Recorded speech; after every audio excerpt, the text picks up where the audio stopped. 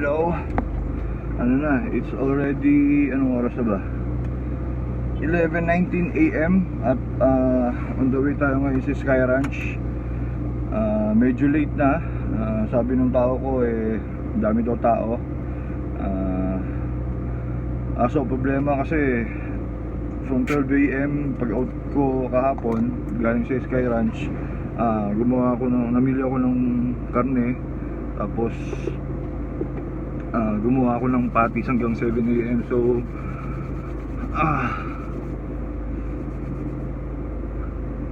na-late yung na-late yung gising natin. So nahihirap na walang tulog So yun, ngayon nag-ready ako para sa itong Holy Week na to. Dahil expect natin hanggang Sunday is bulto yung customers, kasi yung mga tao maraming nagbabakasyon sa Tagaytay. So expected na yun.